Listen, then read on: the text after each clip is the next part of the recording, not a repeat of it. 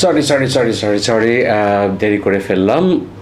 Hello বন্ধুরা, কেমন আছেন আপনারা সবাই? আশা করি ভালো আছেন। কারণ হচ্ছে হলো এই গেল কিছুদিন আগেই আমাদের কোরবানির ঈদ।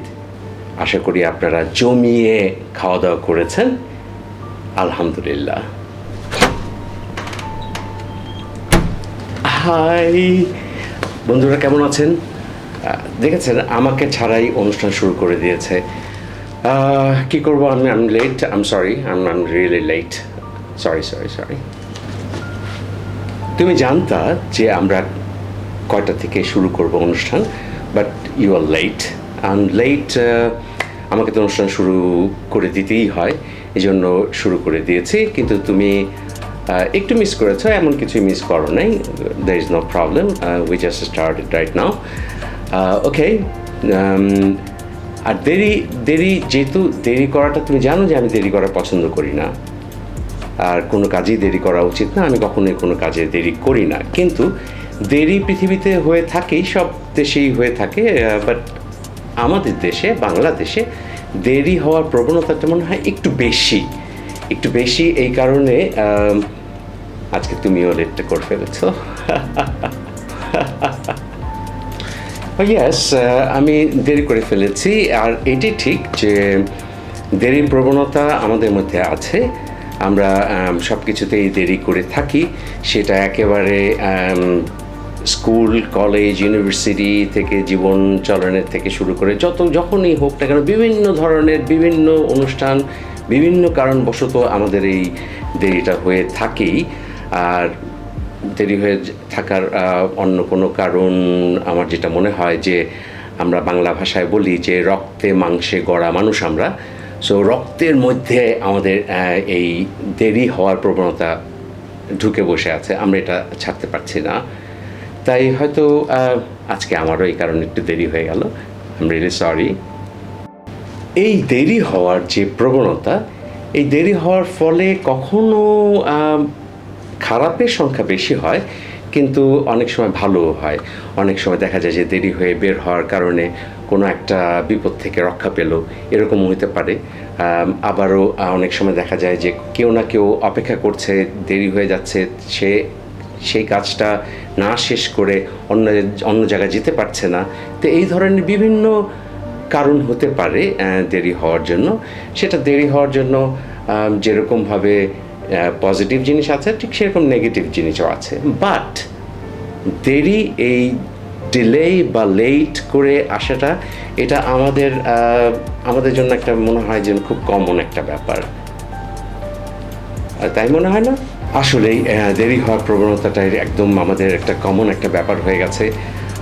আমরা যদি এক্সাম্পল দিতে চাই, উদাহরণ দিতে চাই, এরকম উদাহরণ দেওয়া যায় যে দেখা গেছে যে কোনো না কোনো অনুষ্ঠানে প্রধান অতিথি 6টার সময় আসার কথা, বাট অনুষ্ঠান শুরু হয়ে গেছে, তিনি আসতে দেরি করেছেন, 7টা, 7:30, 8টা বেজে গেছে। এই ধরনের, এটা আমাদের একটা কমন ব্যাপার আমাদের দেশে। বিভিন্ন রকম অনুষ্ঠানে এরকম ঘটনা ঘটেই থাকে। আরও মজার জিনিস হচ্ছে হলো যে দেখা গেছে যে কোনো বিয়ে বাড়িতে গেলে দেখা গেছে যে মেয়ে তখনও বিয়ের অনুষ্ঠানে আসতে পারেনি। তার কারণ তিনি পার্লারে আছেন। পার্লার শেষ করে আস্তে এদিকে 1 ব্যাচ 2 ব্যাচ খাওয়া শেষ হয়ে গেছে। যেখানে 8টা থেকে অনুষ্ঠান হওয়ার কথা ছিল, সেই অনুষ্ঠান শুরু হয়েছে দেখা গেছে 11টা 12টার সময় এরকম হয়েছে। এটা একদম একটা কমন ব্যাপার। এছাড়াও আরও অনেক ধরনের দেরি হওয়ার ফলে অনেক রকম ঘটনা ঘটতে পারে। যেমন এমন যদি দেখতে পারি যে দেরি হওয়ার ফলে কেউ বাস মিস করেছে, কেউ লঞ্চ মিস করেছে, কেউ ফ্লাইট মিস করেছে, এরকম বিভিন্ন ধরনের ঘটনা ঘটে থাকে। এর ফলে অনেক ভোগান্তির শিকার হতে হয় আমাদের সবাইকে। এরকম সবাই বলতে সব মানুষ মিলে আমি বলতে চাচ্ছি যে এরকম সবাই মিলে আমাদের এরকম এক ঘটনা ঘটেই থাকে আর কি, যে দেরির ফলে। একটু আগেই বলেছিলাম যে স্কুল, কলেজ, ইউনিভার্সিটি থেকে শুরু করে স্কুলে যেরকমভাবে দেখা যাচ্ছে যে যেরকম ছাত্ররা দেরি করা হয়, মাঝে মাঝে কখনো টিচারদেরও দেরি হয়। এর ফলে সেটা স্কুল, কলেজ, ইউনিভার্সিটি সব কিছুতেই এই ধরনের দেখা যায়। ইভেন কি যখন জব করতে বা বিজনেস করতে যেও টাইম মেনটেনের খুব দরকার আছে, সেখানে দেরি করে যাওয়ার ফলে অনেক রকম অসুবিধাও পড়তে হয় আমাদের সবাইকেই। তো এর ফলে আমার মনে হয় যে দেরি করাটা উচিত না। দেরি করার ফলে যেরকম ক্ষতি আছে ঠিক সেরকমভাবে অনেক সময় বিপদ থেকে রক্ষাও পাওয়া যায়। বাট বেসিক্যালি দেখা যায় যদি দেরির ফলে সবসময় লসই হয়, লাভ খুব কম হয়। তাই আমাদের উচিত মনে হয় যে কোনো কিছুতেই দেরি না করা।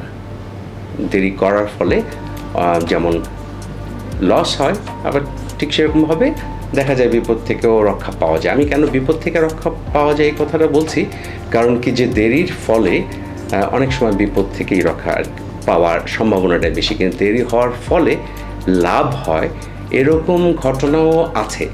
যেরকম যদি একটা এক্সাম্পল ধরি, যেমন একটি স্কুলে আমরা যখন ক্লাসে পড়তাম দেখা যাচ্ছে 50-60 জন করে স্টুডেন্ট থাকতো।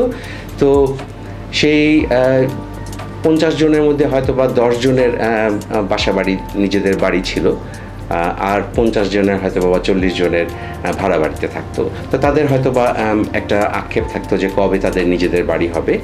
তো বাবা হয়তো বা একটা সময় রিটায়ার করার পরে, আর এই রিটায়ার করতে করতে ছেলেও বড় হয়ে যায় এবং তারও জব শুরু হবে, বিজনেস শুরু করে। তো তার ফলে হয় কি দেখা যায় বাবা একটা অনেক দেরি করে হলেও ছেলে যখন বড় হয়েছে তখন তার নিজের সম্পত্তি তৈরি হয়। সো এর ফলে লাভই হয়। অনেক সময় মনে হয় যে ওই সময়টা যখন ছেলেটা ছোট থাকে তখন মনে হয় অন্য ছেলেকে দেখে একটা হিংসা তৈরি হয়, বাট এটার জন্য অপেক্ষা করতে হয়। তো এই অপেক্ষার জিনিসটা এটা একটা দেরির পর্যায়ে। সুতরাং আমার মনে হয় না যে ওইটার জন্য অসুবিধা আছে, যে ওইটা দেরি করা যায়, দেরি করার ফলে কোনো ক্ষতি নেই। সুতরাং বন্ধুরা, দেরি করা উচিত না। দেরি করার ফলে সাধারণত লসই হয়ে থাকে। কি বলো তুমি? রাইট। তো আমরা চেষ্টা করব এখন থেকে যেন আমাদের এই দেরি হওয়ার স্বভাবটা আমরা পাল্টাতে পারি। আমাদের উচিত দেরি করার স্বভাবটা আমাদেরকে পরিবর্তন করা। কি বলো? আমি কি ঠিক কথা বলছি? রাইট রাইট রাইট রাইট তুমি ঠিক কথা বলেছ। তো আমাদের উচিত আমাদের কোনো কাজেতেই দেরি না করা, আর যেটা দেরি করলে পরে ভালো হবে সেটা দেরি করেই হোক, কোনো অসুবিধা নেই। আর তার ফলে সব দিক থেকেই সমৃদ্ধি আসবে। তো সবাই ভালো থাকবেন। তো আমার পক্ষ থেকে আল্লাহ হাফেজ। সবাই ভালো থাকবেন। Thank you. সবাই ভালো থাকবেন। Thank you.